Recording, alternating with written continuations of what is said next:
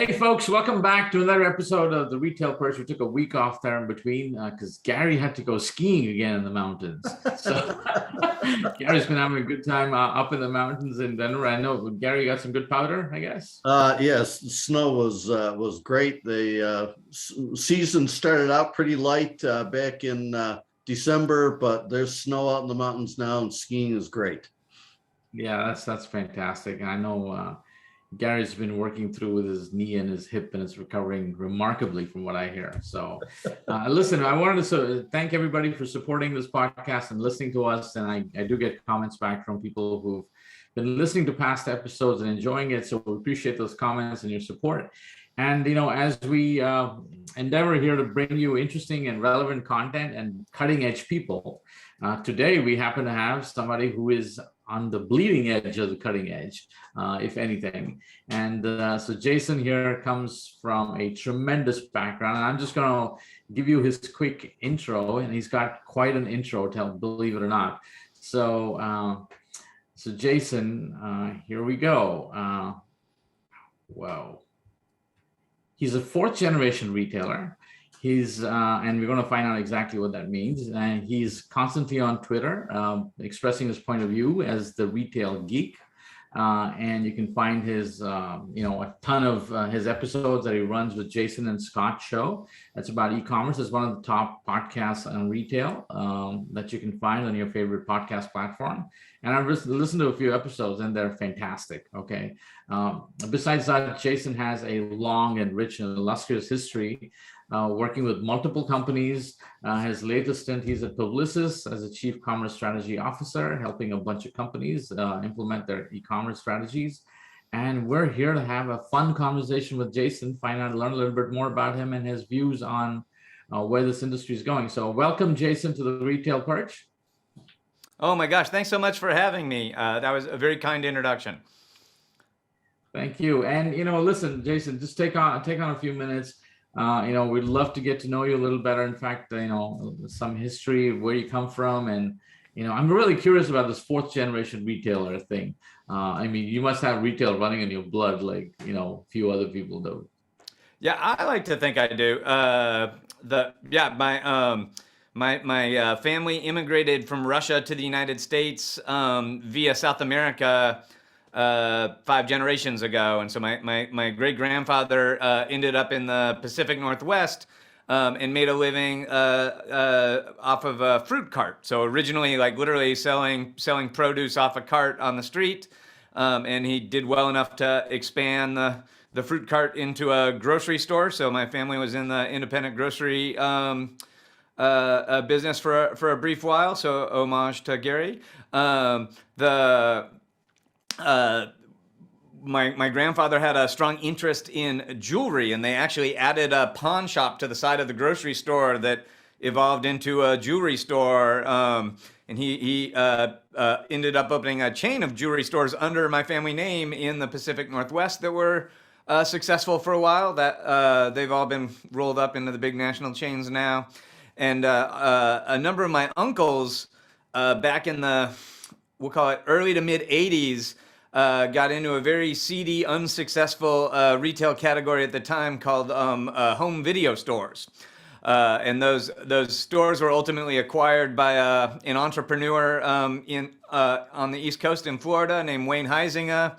And my uncles sold the stores to him, and they included me in the transaction. So I was like the player to be named later that went with the video stores to now, whom I affectionately refer to as Uncle Wayne. He passed away a few years ago, but Wayne Huizinga founded Blockbuster. So these stores were amongst the first 10 there, and we opened a store every 12 hours. So when I left, we had about 4,000 stores. And while I was there, this whole thing called the internet happened. So we had to figure out how to get a website up, and eventually we figured out how to sell some movies online a couple years before Amazon was born. And so then when we sold Blockbuster in the early 90s, my experience in getting e-commerce up and running was interesting to some other retailers. So all the folks in Minneapolis, Target and Best Buy, hired me to help sort of replicate that process there. So that was my start. I've gone to work with a bunch of really smart, great people, and today I work for a big, evil marketing and advertising agency and help a lot of the biggest retailers in the world. Neat. It's quite a background. Yeah. Yeah, I'm exhausted. Can we take a nap now? That's amazing. Wow. So that's going from fruit carts to video sales online to back into retail, now e-commerce. Wow, that's amazing. And I was looking up when I was reading your bio, I noticed you guys have been doing podcasting before podcasting was in fashion. Back in 2015, it looks like. Yeah. So there used to be a trade organization in the United States called Shop.org. That was like a peer group for digital retailers, and they had an elected board. So I got to serve as a board member, and one of the board members was this gentleman, Scott Wingo, who's a very successful entrepreneur. He founded Channel Advisor, which is took them public, and they're the main company that folks use to sell through marketplaces like Amazon and Alibaba and all that. So Scott and I were both kind of geeks, and we'd always talk shop, and after board meetings we'd go to a bar and talk about our favorite topic, which was the same thing we were talking about in the board meeting, big, trends and news and gossip in retail. And one day Scott's like, we should really record this. Like, we should make a podcast. And he likes to joke that the next day I showed up with like $8,000 worth of audio equipment, which is not true, but a milder version of that is true. And we started recording. We thought, maybe 8 of our friends and family would listen, and it kind of became an accidental success. That's amazing. That's amazing. So, I just listened to a few episodes, and I think I'm going to be listening to a whole lot more. I just love your style. I love the way you present stuff. So that's fantastic. Anyway, so here we are, Gary, on the Retail Perch. And, I'm one of the things that, again, stood out for me is this deck that you guys shared on LinkedIn about e-commerce growth. And, we've spent, interestingly, the Retail Perch was born during the whole pandemic. Right. So when it hit, it seemed like every episode we were talking about nothing but what's going to happen with consumer behavior and now we're 2 years in. And so, the question I have for you, Jason, is do you, obviously when things last for a few months and you think that, okay, it's temporary and it's going to go back. But when something lasts for 2 years, it creates some permanent shift in behavior. Right. And do you see some of the spikes that happened here kind of leveling off, changing? And what do you read in the tea leaves in terms of prediction of change customer behavior? Yeah. Well, if anyone has listened to the podcast, they will know I'm horrible at predictions. So we have a prediction show every year, and Scott cleans my clock. So take this with a grain of salt. But I do think I've frankly been surprised by some of the things that I thought would be more permanent that have sort of already shown some evidence to be tertiary. It's a little convoluted because it feels like we were coming out of some of the pandemic behaviors, and then our friends at Omicron kind of renewed a lot of them. But certainly I think the whole narrative that like the pandemic accelerated digital, and McKinsey wrote this famous article that the pandemic was accelerating e-commerce by 10 years. That's not true. And in general, it's looking more and more like if we look at the e-commerce penetration rate, even in 2022, it's not wildly different than we would have expected it to be 3 years ago. So for sure we pulled some of that penetration in, and it all happened in 1 month in March of 2020. But it doesn't look like we're permanently going to be selling way more stuff online in general in retail just because of the pandemic. But that being said, and most relevant to this podcast, there are certain segments of retail that experience the pandemic wildly different than others. And so while, the overall retail industry maybe didn't get that accelerated, e-commerce didn't get that accelerated, it does feel, and there appears to be a fair body of evidence that grocery e-commerce absolutely did get accelerated by at least 2 or 3 years, and that does appear pretty sticky. My grocery clients saw a lot of increased foot traffic, in Q3 of 2020, one, which was encouraging. And then, saw that start to abate in December as people were starting to get sick with Omicron. So, I don't think people are giving up on brick and mortar stores. I'm very bullish on brick and mortar stores, but I think digital shopping and digital amenities for shopping have become a permanent part of the customer experience. And I don't think those customers are going to stop using them, even if and when this pandemic's ever over. Yeah. Well, to your point, grocery e-commerce absolutely gained a lot over the last 2 years. But, prior to the pandemic, grocery was also way behind many other retail sectors in e-commerce penetration. So they, there's a lot of ground to gain there. But, as you look ahead over the next couple of years, what do you see happening around e-commerce? Do you think just a continued gradual climb, or do you see it leveling off? Where do you see things going? Yeah, well, again, separating all of retail from some of the specifics. In general, I think there's more growth. We won't have the official numbers till next month for e-commerce penetration from the U.S. Department of Commerce. But my guess is we're going to finish 2021 at about 16% of all retail sales being e-commerce.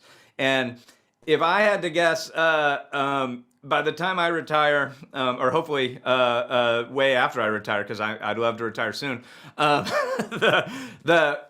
e-commerce probably ever hits some place around 25%. Like I don't think we're going to look across all retail one day and say, oh my gosh, 50% of it is home delivery, and stores just aren't important. So the difference between 16% and 25% in an industry that's a $7 billion or $7 trillion industry, that's a lot of room for more growth.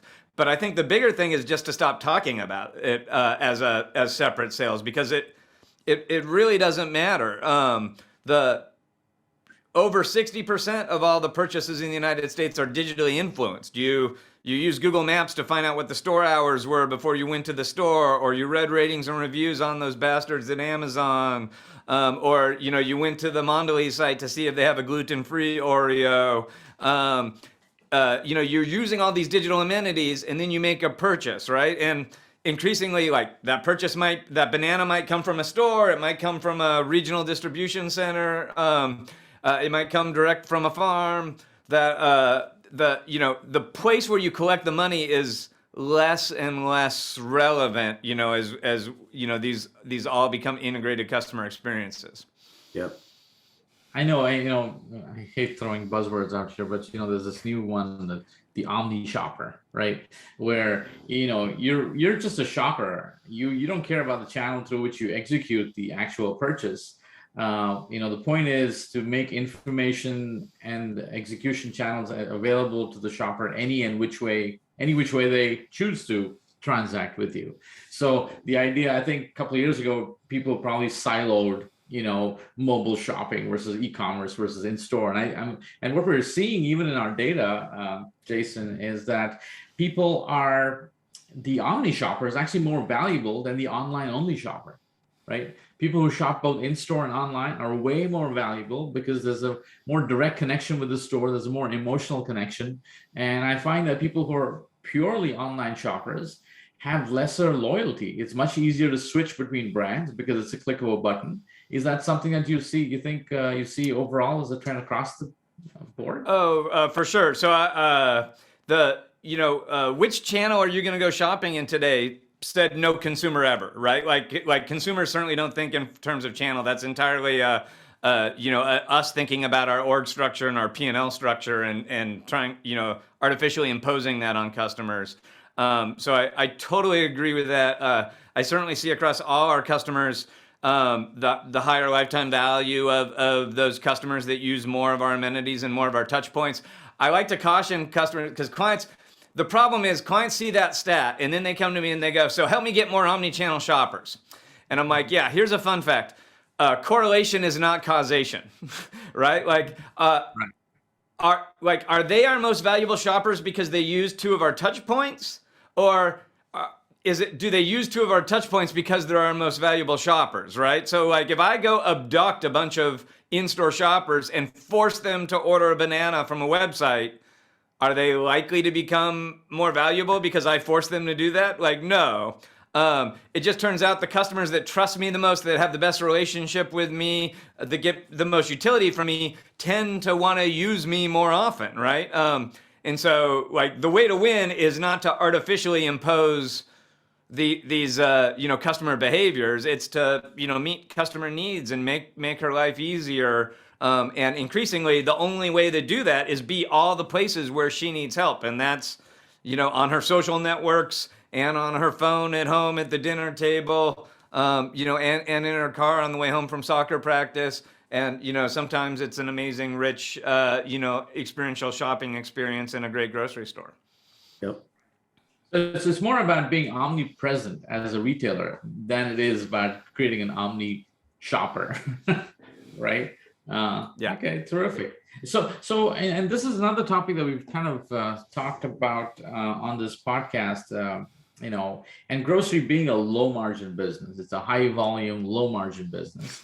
A lot of retailers struggle with this e-commerce growth and profitability, right? Because there's just so much more added operational cost to fulfill. Where you had free labor where the customer would walk into the store and pick their own product. Now you have to hire somebody to do it.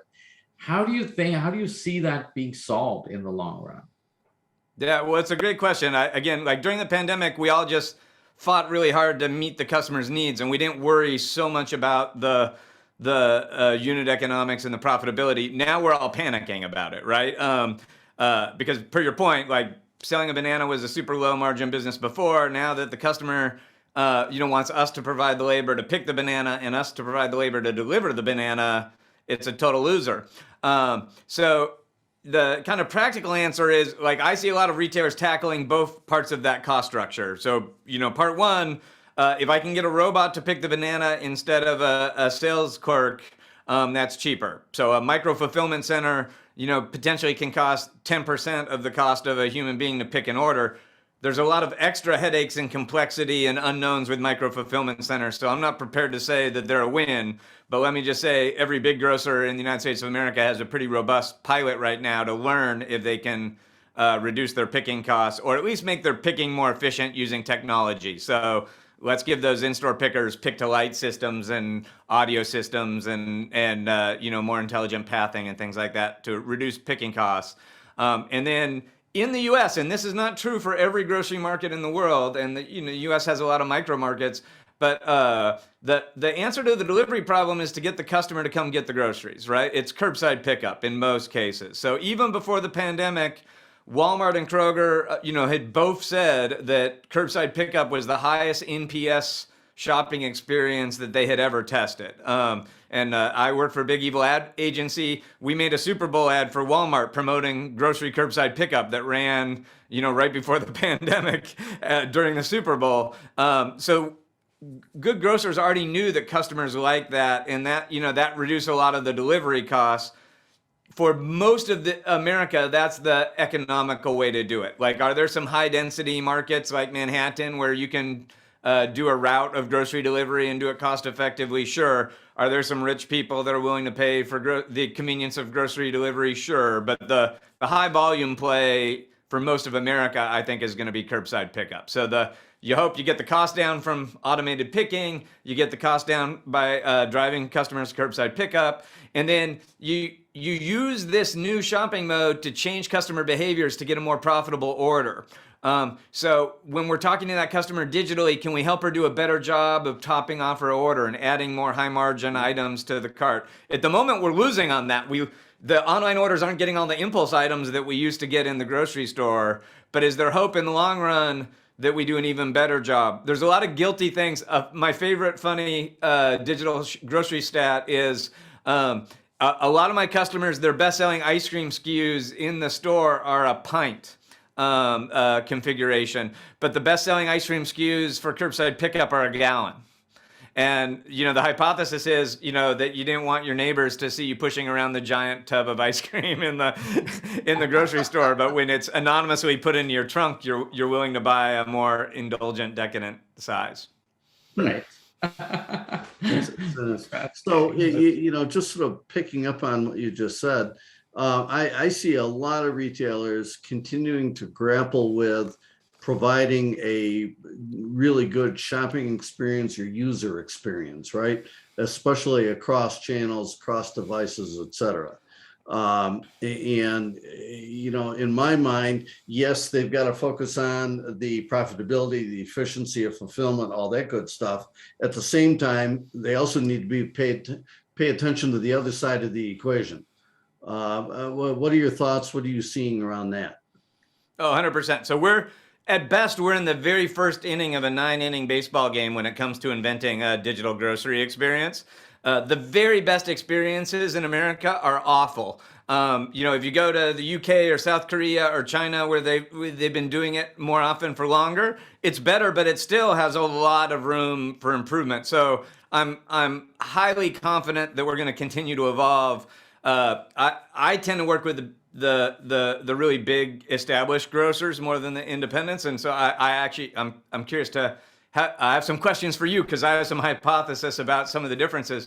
But one of my clients hates me because I constantly used to show this slide of their product detail page for kale, right? And it was a 3-word description, like organic Italian kale. And then right below that was a 256-word disclaimer saying that the description might be wrong. And that was all the information that they gave you about the kale, right? And then I went to a digitally native grocer, Fresh Direct in New York, right? That's been doing it longer and better. And they have 3 pages of content about the kale, right? Like they had a guy come in at 3 a.m. and taste that day's kale and write a review for that day's kale. They talked about its origin, its storage, how you'd use it in recipes, what the difference is between domestic and Italian kale. They gave you all this rich content. And again, I'm not, holding Fresh Direct out as the end all be all answer, but their product detail page was so far ahead of my big national grocer that it was sort of laughable, right? And so I do think now that there's, per your point, Gary, when digital grocery was 2 or 3% in of sales in the U.S., nobody cared, right? And my big clients were like, let's get the intern to launch a grocery site just so we can say we're doing it, but won't be profitable. We won't encourage anyone to do it and no one will care. Now that it's 10 or 12% of their sales, they've got their best people on it. They're really worried about the profitability and they're all trying to figure it out. Yep. No, completely agree. Yeah, that's fascinating. And one of the things that I think the grocery industry has struggled with is standardization of data, right? And formats. And there's absolutely no standard whatsoever in terms of how they store data. And I think a lot of people want to get into e-commerce, and the expectation from the consumer, like you said, the product description page just doesn't have data. And I think a lot of people, there are platforms that can enable e-commerce, but then the experience is driven by the data. And I'm sure you're seeing this across the board. Do you think there's like a point where we come to and say, hey, we need some body here that will kind of standardize this stuff to make this more scalable? Or is it a problem that each retailer has to solve for themselves? Yeah, so I have a feeling it'll be a blend of both. I don't it absolutely is a problem. And there are like so many examples of how grocery is so much more tricky than other parts of retail that if you don't come from the grocery industry and you kind of think of, e-commerce and grocery as being the same as e-commerce for sweatshirts, it's wildly different, right? Because if I'm Macy's and I want to sell a sweatshirt, like I get all the product attributes from Ralph Lauren. Like they send me like all of these files. The attributes on that banana are coming from a local producer often, right? Or bananas is maybe a bad example because we don't grow a lot of bananas here, but tomatoes, right?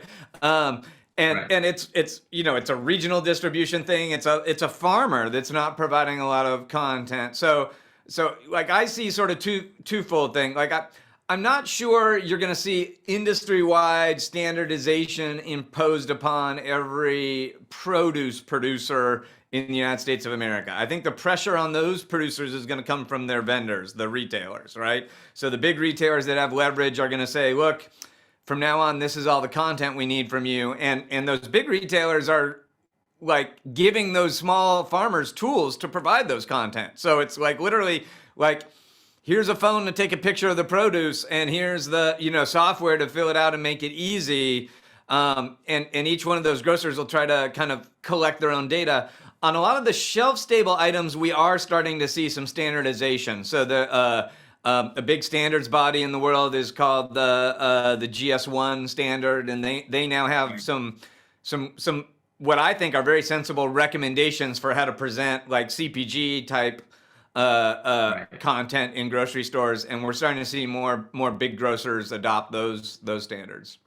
Yeah. I think, Shekar, I think there's another side or dimension to the whole data problem that sort of manifests itself in simply the variety of assortment and SKUs.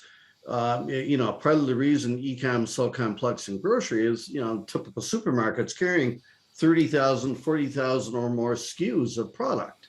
And, as we all know, it's a really dynamic, high velocity environment, with out of stocks and other things that create all sorts of headaches and inefficiencies, further down the chain, right? When it comes to fulfillment.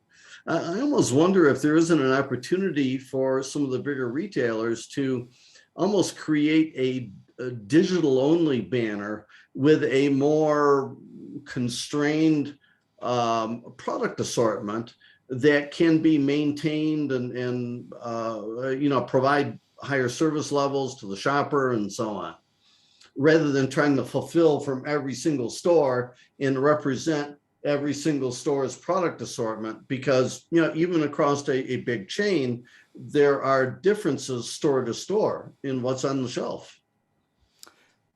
That really is like one of the unanswered questions at the moment, right? So pre-pandemic, one of the markets that had the highest digital grocery penetration was the UK. And so the big grocer in the UK is Tesco, but a digitally native grocer actually got bigger than Tesco online, called Ocado, right? And the UK is a small island. It's pretty dense. Everyone lives close together. And so Ocado would build, like, kind of did exactly what you described, Gary. They didn't have stores. They did like very large central distribution systems with a lot of automation, and they won the UK market. They sold more produce than Tesco online.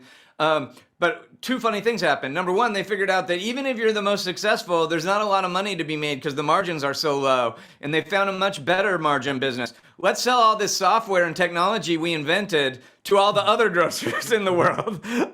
So they've come, to every market. In the US, Kroger has an exclusive license. And so you see Kroger trying to execute that Ocado model, which is a huge distribution center. It's called the Shed. It costs like $14 million to open. The first couple of those are about to open.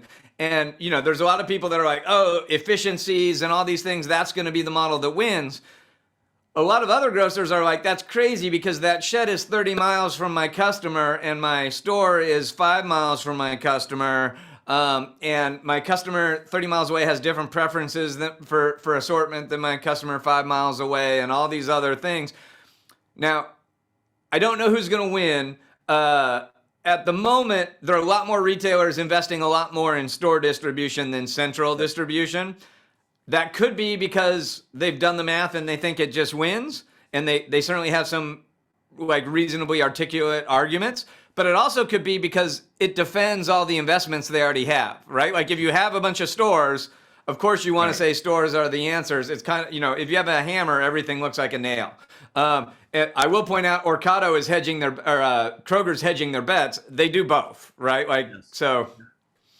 Yep. Right.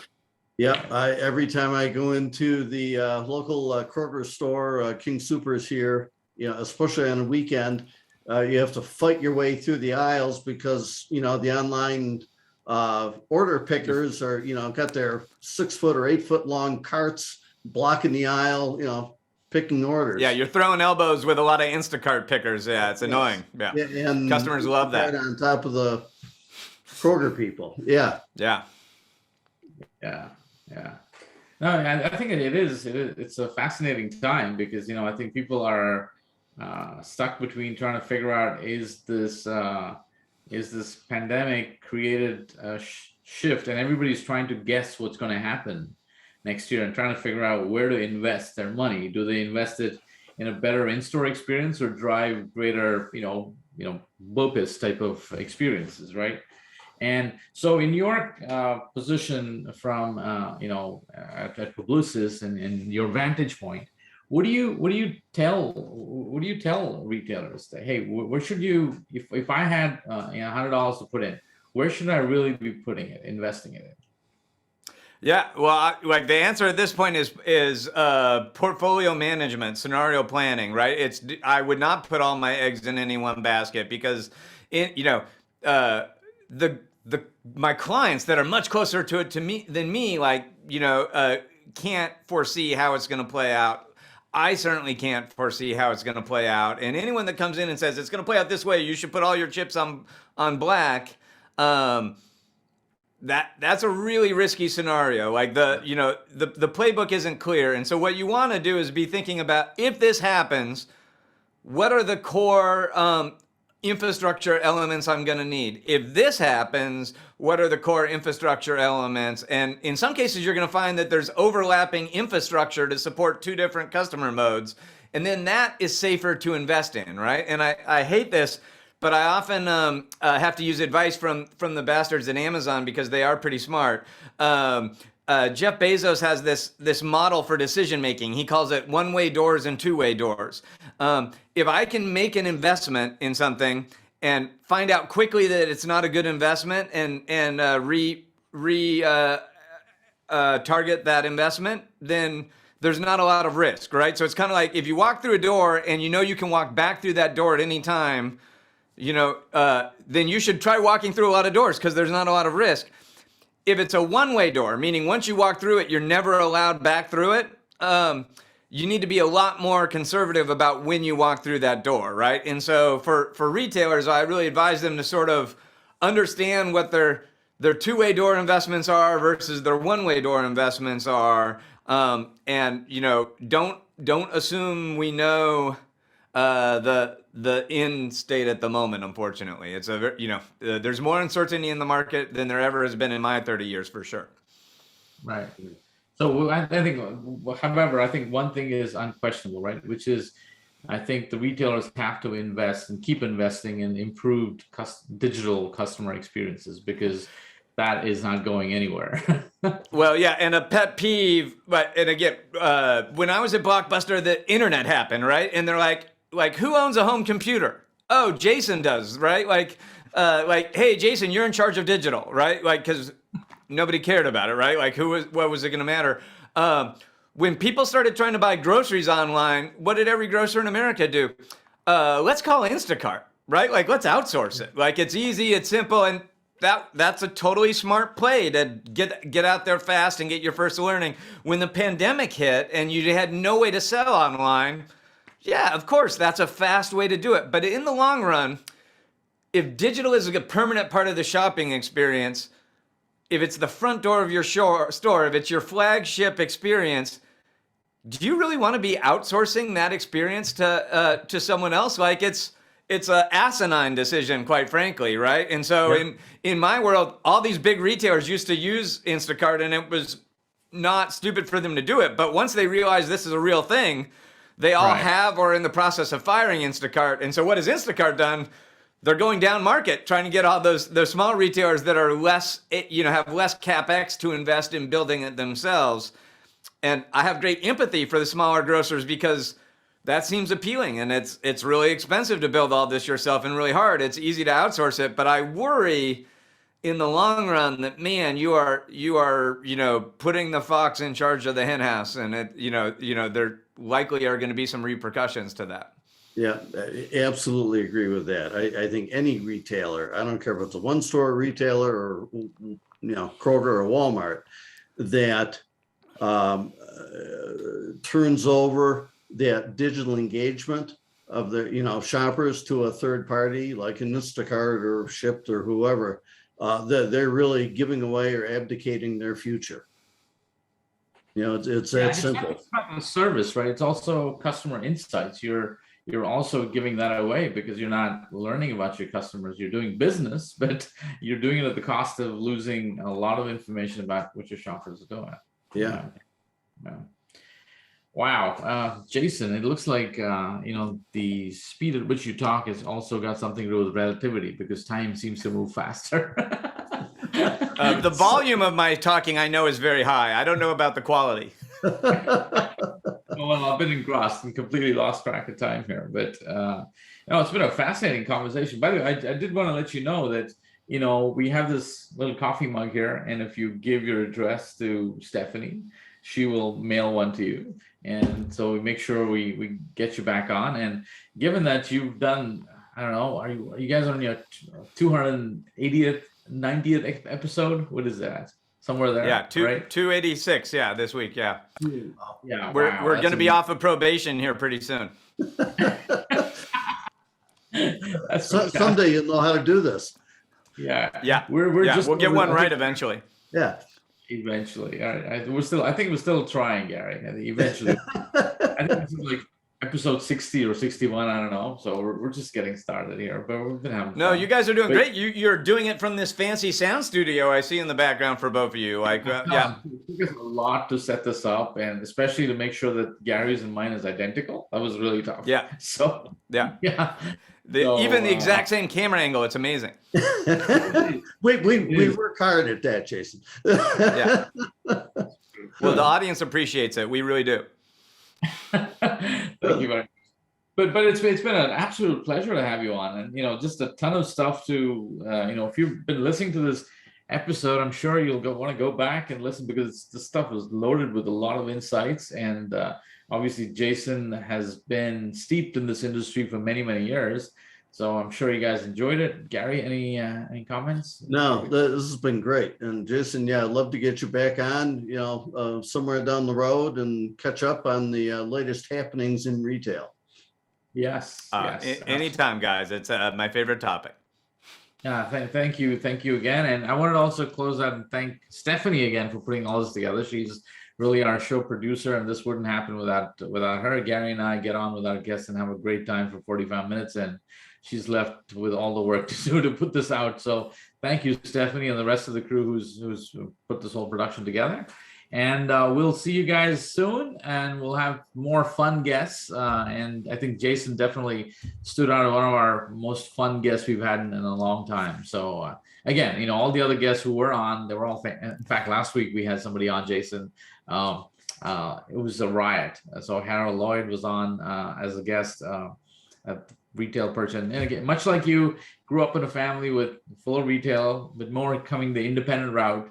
And he was talking more about the basics of running retail. It's been a lot of fun. So thank you again for your insights. And yeah. I was just gonna say, if people enjoy it, they should tune in. Gary and I are gonna start a new podcast talking all about orthopedic knee replacements. So it's gonna be amazing. That's right. You can do it over in aisle 3. Yeah, that's right. Yeah. Anyway, listen, it's been a fantastic talking to you guys, and thanks again, Jason and Gary, and we'll see you guys soon next week. Make sure to join us every Monday and connect with us at the Retail Perch on Instagram and Facebook. And if you have any questions, feel free to email us at theretailperch@birdseye.com. Until next time, this is Shekar. And this is Gary, signing off.